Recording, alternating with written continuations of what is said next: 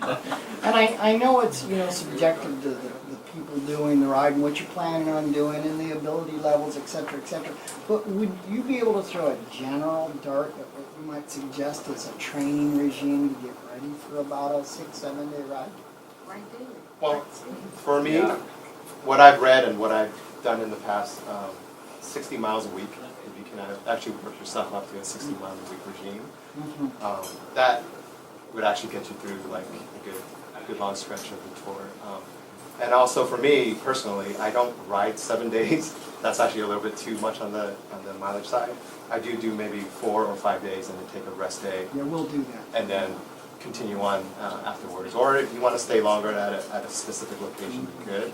But you know, the key is just to plan everything out. Yes. You guys just plan on buying food along the route, or is there certain essentials you take? I actually bring maybe like 1 or 2 meals, and then on the way I would, if I need more, I would go and buy. Yeah, I usually pack some snacks. I'll pre-pack some snacks like granola bar kind of things. I'm a sucker for honey stinger waffles. I eat those like crazy. And then typically, depending on where I'm going, I will start in the morning.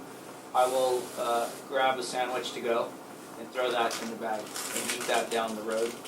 And then if I go somewhere and stop for dinner, I'll eat and get something to go and throw that in the bag. I just kind of leapfrog my meals that way. I typically don't carry any frozen or dehydrated food because I don't really cook that much when I'm out. You know, I like to just eat whatever's cold. Your setup with the rain socks, that's probably a really good idea for like rainy days or even a regular summer. Would you recommend rain pants? I mean, if you have a good rain jacket. Yeah, I have a pair. I mean, Yeah. it's Or would you recommend? It can be nice. Yeah. It can be nice. You know, it just depends on how much it's raining. I mean, like as Denny's saying, if you're in the rain for 5 hours, you'll probably be glad you have them.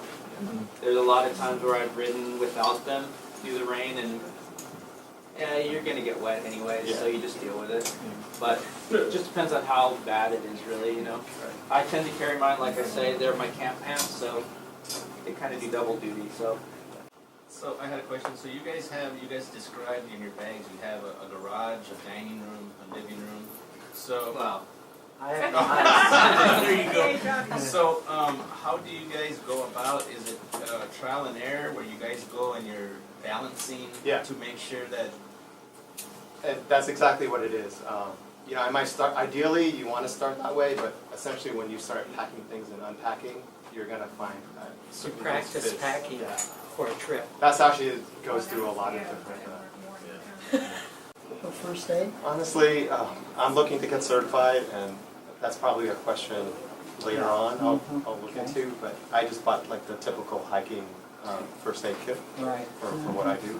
Okay. yeah, I've traveled more backcountry stuff, and I've done a lot of solo miles. So I spent the time to do. I took a class at REI, so Wilderness First Aid, I think is what they call it, WFA, WFA. Okay. It's a 2-day course that gives you a lot of basic first aid, but it's more detailed. It's pretty detailed. What would we gain out of touring that we don't get in our normal cycling? What's the draw? Yeah, for me it's just traveling, just seeing something new. I mean, you don't even have to go far. I do sub 24 overnighters just up here in the mountains, you know, and it's a good way to break up my daily rides through LA. Cycling around LA, most of the time it gets boring because we do it all the time, right? And until someone comes in from another city, you kind of take it for granted. So it's kind of nice to go somewhere else, see how they live, and then come back and realize, oh, we've got some pretty cool riding here too.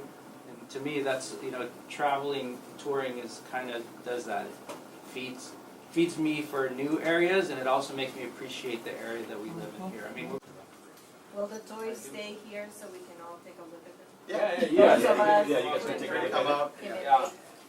So let's give Johnny, Errin, and we have Johnny.